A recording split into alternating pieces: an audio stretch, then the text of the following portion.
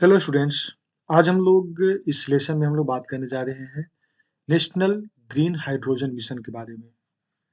National green hydrogen mission, सबसे पहले तो हमको ये समझना चाहिए कि ये जो मिशन है ये है क्या, और उसके लिए सबसे पहले समझना जरूरी है कि ग्रीन हाइड्रोजन का मतलब क्या हुआ। यहाँ पे बात किया जा रहा है ग्रीन हाइड्रोजन। देखिए, ग्रीन हाइड्रोजन का मतलब हो गया यहाँ पे हाइड्रोजन का उत्पादन। सबसे पहली बात की ये जो मिशन है, मिशन में क्या किया जा रहा है, हाइड्रोजन का उत्पादन किया जा रहा है। अब यहाँ पे है कि ग्रीन हाइड्रोजन का मतलब क्या हो गया। सबसे पहले हम लोग देखते हैं कि जल होता है।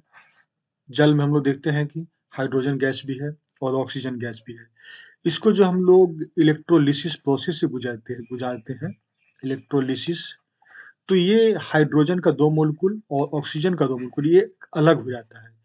हम लोग जानते हैं कि हाइड्रोजन और ऑक्सीजन से ही मिलके ये जल का निर्माण होता है, H2O का निर्माण होता है, वाटर का निर्माण होता है।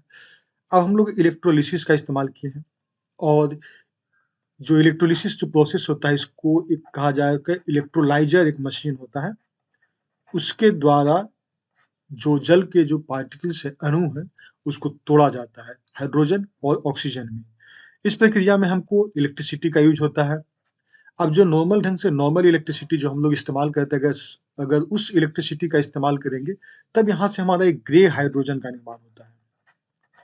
जो मोस्ट ऑफ द कंट्रीज जो है वो ग्रे हाइड्रोजन का ही उत्पत्ति कर रहे हैं। लेकिन इसी प्रोसेस में अगर जो ग्रे हाइड्रोजन है, ग्रे हाइड्रोजन इसलिए हम लोग इस्तेमाल किए क्योंकि उसमें इलेक्ट्रोलिसिस प्रोसेस किए, यानी बिजली को सप्लाई करके बिजली के द्वारा उसको तोड़े। और बिजली क्रिएट कैसे हुआ, वो कोल एनर्जी से हुआ या न्यूक्लियर एनर्जी से हुआ।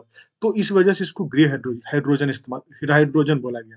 लेकिन जैसे ही अगर हम लोग इसमें इलेक्ट्रिसिटी इलेक्ट्रिसिटी जो हम लोग जल के अणु को तोड़ने के लिए इस्तेमाल किए हैं, अगर वही हमारा रिन्यूएबल सोर्स हो, जैसे कि हमारा सोलर एनर्जी का इस्तेमाल करें, विंड एनर्जी का इस्तेमाल करें, हाइडल एनर्जी का इस्तेमाल करें, तो इस तरह का अगर हम ऊर्जा के स्रोत के द्वारा अगर हम लोग हाइड्रोजन मॉलिक्यूल को तोड़ते हैं, यानी कि इसमें अगर आप जल को हाइड्रोजन ऑक्सीजन में तोड़ दें तो आप solar energy, wind energy, hydel energy का इस्तेमाल करें, मतलब यहाँ पर पोल्यूशन जो है जीरो है, एकदम जीरो पोल्यूशन है।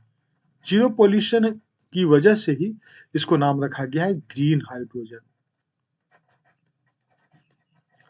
ठीक है, ग्रीन हाइड्रोजन मतलब इस प्रोसेस में जो हाइड्रोजन का उत्पत्ति हुआ, इसमें कहीं भी पॉल्यूशन नहीं हुआ, एनवायरनमेंट को किसी भी प्रकार के हार्म नहीं किया।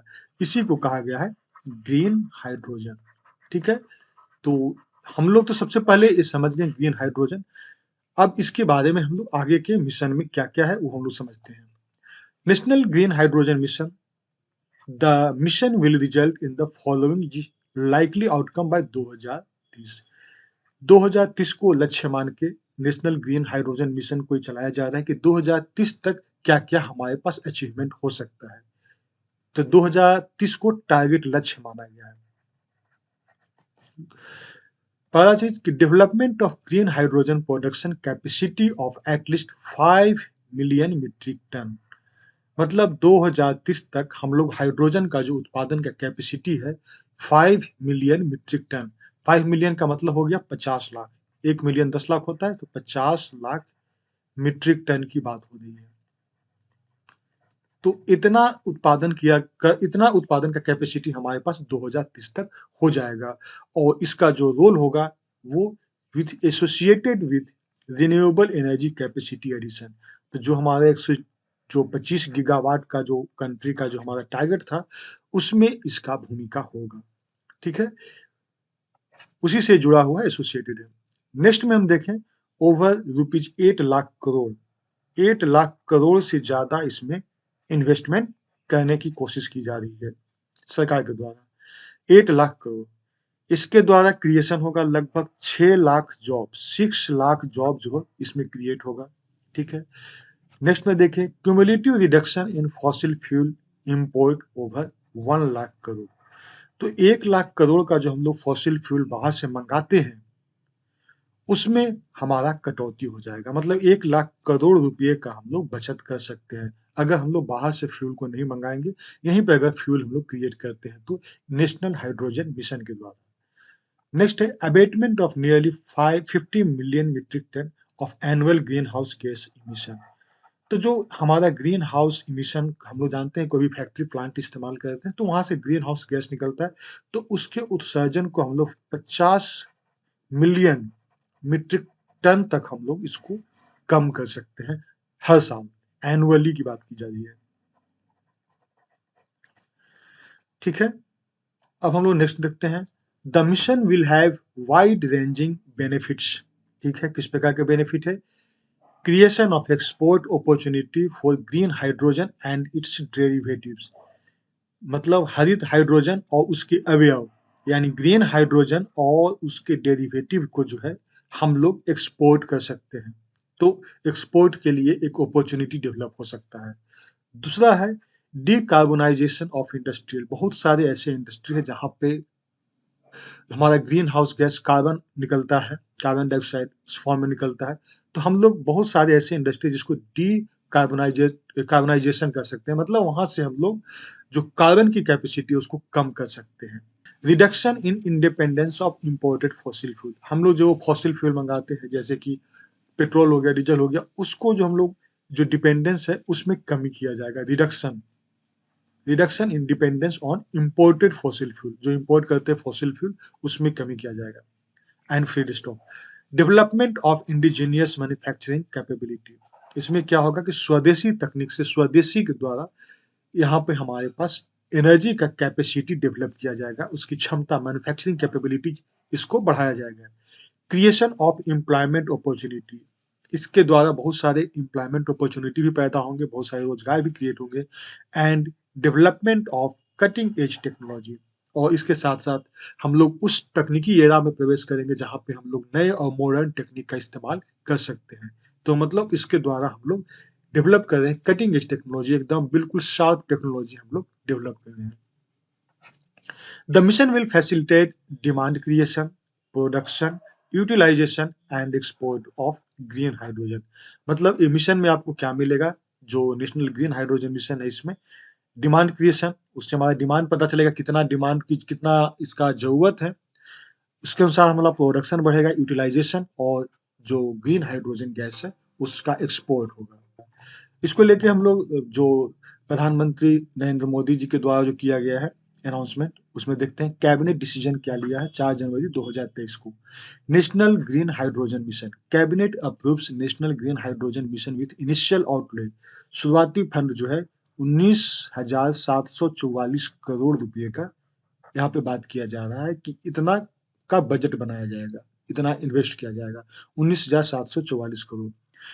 इसमें से 17,490 करोड़ साइट प्रोग्राम के लिए किया जाएगा, 1,466 करोड़ पायलट प्रोजेक्ट के रूप में इस्तेमाल किया जाएगा, 400 करोड़ जो है वो रिसर्च एंड डेवलपमेंट के लिए इस्तेमाल किया जाएगा, और 388 करोड़ जो है वो इस मिशन के और भी जो कंपोनेंट है उसके लिए इस्तेमाल किया जाएगा। ठीक है, तो cabinet approves national green hydrogen mission with initial outlay 19,744 crore. Expected mission का आउटकम क्या है? Development of hydrogen production capacity of at least 5 million metric ton per annum. मतलब हर साल 5 मिलियन का मतलब होता है 50 लाख, और यहाँ पे 5 मिलियन मीट्रिक टन यानी 50 लाख मीट्रिक टन जो है ग्रीन हाइड्रोजन का उत्पादन किया जाएगा पर एनम, एक साल में। दूसरा है renewable energy capacity addition of about 125 GW in country. मतलब रिन्यूएबल एनर्जी का जो कैपेसिटी है उसमें और भी बढ़ोतरी किया जाएगा 125 गीगावाट तक। 125 गीगावाट जो हमारा पहले से भी टारगेट था, लक्ष्य था। ये बात किया जा रहा है, सादा टारगेट जो है ना 2030 तक का इसका टारगेट है। इसके अलावा देखें तो 8 लाख करोड़ जो है टोटल इन्वेस्टमेंट होगा, टोटल इन्वेस्टमेंट जो है 8 लाख करोड़ होगा। Over creation over 6 lakh job, इसमें 6 लाख जॉब क्रिएट होने की संभावना है, और rupees 1 lakh crore cumulative reduction in fossil fuel imports, जो 1 लाख करोड़ रुपए का हम लोग बचत कर सकते हैं, क्योंकि हम लोग बाहर से फ्यूल जो मंगाते हैं उसमें हम लोग कमी करेंगे, तो हम लोग 1 लाख करोड़ रुपए का बचत कर सकते हैं। नेक्स्ट देखें, abatement of nearly 50 million metric ton of annual greenhouse gas. तो हम लोग ग्रीन हाउस गैस का जो उत्सर्जन होते हैं उसमें हम लोग कम कर सकते हैं 50 मिलियन मीट्रिक टन तक। तो ये चीज़ हो गया। इसके पहले हम लोग यही चीज़ को हम लोग डिस्कस किए थे। इसके अलावा देखें तो इसके बेनिफिट्स क्या हैं? इसके benefits creation of export opportunity for green hydrogen and it's derivative, यानी पहला चीज जो है वो एक्सपोर्ट इन अपॉर्चुनिटी हमारे पास डेवलप होगा ग्रीन हाइड्रोजन और उसके डेरिवेटिव के लिए, ग्रीन हाइड्रोजन और उसके अवयव के लिए। दूसरा, डीकार्बोनाइजेशन। डीकार्बोनाइजेशन का मतलब हमारा कार्बोनाइज जो हमारा कार्बन उत्पन्न करते हैं उसको हम लोग कम कर देंगे। डीकार्बोनाइज कर सकते हैं हम लोग कौन सा? इंडस्ट्री हो गया, मोबिलिटी और एनर्जी सेक्टर, तीन सब सेक्टर में। मोबिलिटी मतलब हो गया जो मतलब ट्रांसपोर्टेशन होता है, या फिर एनर्जी सेक्टर में जो हमको कार्बन उत्सर्जन जो होता है उसको हम लोग कम कर सकते हैं।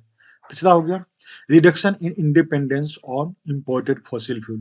तो जो हमारा फॉसिल फ्यूल का जो इम्पोर्ट है उसमें हम लोग कमी कर सकते हैं। और चौथा देखिए, development of indigenous manufacturing capability, यानी स्वदेशी तकनीक से हमारे पास मैन्युफैक्चरिंग कैपेसिटी हमारा बढ़ सकता है। और फिफ्थ है development and creation of employment, यहाँ पे एम्प्लॉयमेंट भी क्रिएट होने का चांस है। छठा देखें, यहाँ पर कटिंग एज टेक्नोलॉजी में एकदम बिल्कुल आधुनिक तकनीक का हम लोग इसमें बढ़ावा देंगे, इसमें विकास करेंगे, कटिंग एज टेक्नोलॉजी। तो ये सारे इसके बेनिफिट्स हैं। तो टोटल हम लोग ग्रीन हाउस जो हमारा नेशनल ग्रीन हाइड्रोजन मिशन है उसके बारे में हम लोग संक्षिप्त में हम लोग चर्चा किए कि नेशनल ग्रीन हाइड्रोजन है क्या, पहले समझे ग्रीन हाइड्रोजन है क्या, उसके बाद में हम लोग समझे नेशनल ग्रीन हाइड्रोजन जो मिशन है वो किस प्रकार काम करे, इससे क्या फायदा हो सकता है। तो इन सब चीज़ों पे हम लोग डिस्कस के लिए थैंक यू।